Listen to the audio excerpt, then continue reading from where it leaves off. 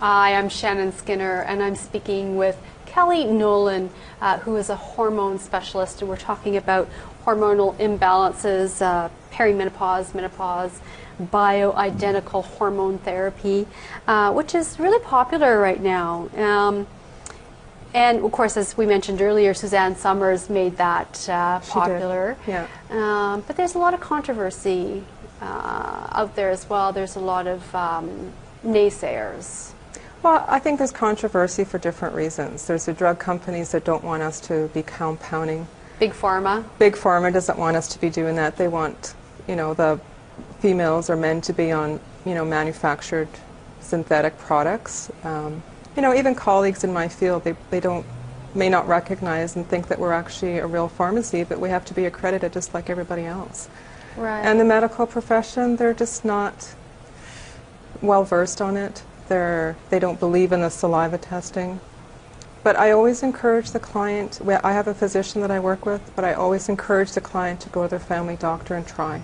Right. And I'll make recommendations to them. I think the challenge for the doctor is they don't have anything to go by. They don't have a database of formulas.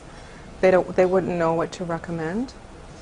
But I'm encouraging them because I think that is what's best for them, is to go back to their family doctor. And the more doctors we can educate and they can see the results with their clients, then it just makes it grow faster that way.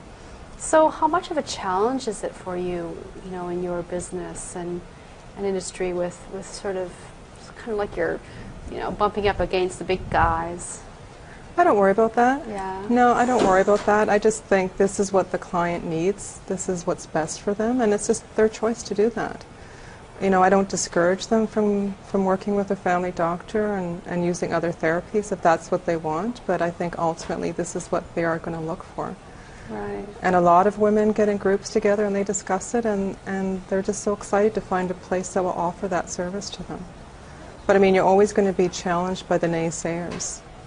But we work with a medical lab, and I have that physician come in twice a year to do presentations, and it's just getting word out there, I think, more and more now. What interested you to begin with to follow this career profession? I got very excited about compounding.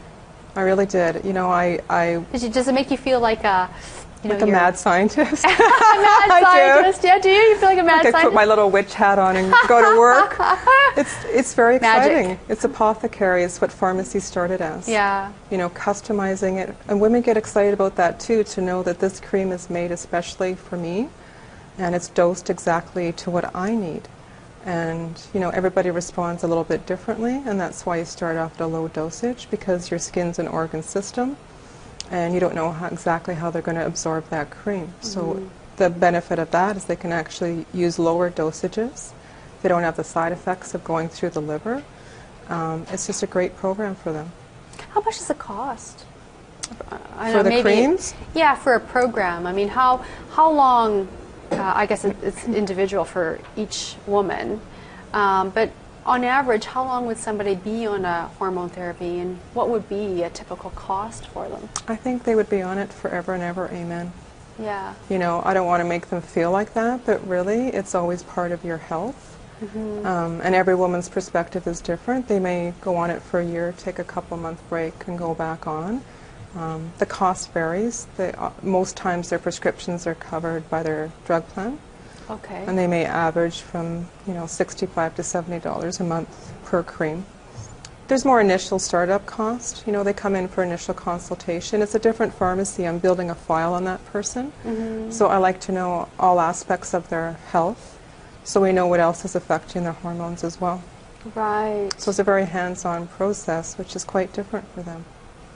So are you excited then about sort of the future of what this can do for women? And it's a very exciting field. Yeah. I think it's only going to grow and grow. Yeah. And like you said, we have to thank Suzanne Somers for bringing it to the forefront for women, because she really did. And people may not think that that's the best person. I think she was the best person. She's very knowledgeable, and she had great doctors, and she brought it to the forefront so women would start to listen and look for those services. And what was the name of her book again? Oh, she's got so many. Oh, now, she's though. a number of them. Oh, okay. Oh, yeah, she's got so many. Yeah, I'd forgotten the name, but I did read the first one anyway. Ageless, you know, there's just so many books now that she has. Right. Yeah. Well, Kelly, we've run out of time, and it just has whizzed by, hasn't it? It has. It's been great. Thank you. Well, my pleasure. It's a big topic.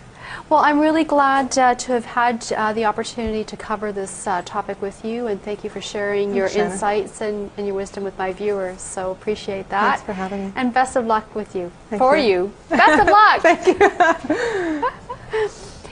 Well, we're going to take a quick break, and when we come back, I'm going to be speaking with a Chinese diplomat based here in Toronto. So stay where you are.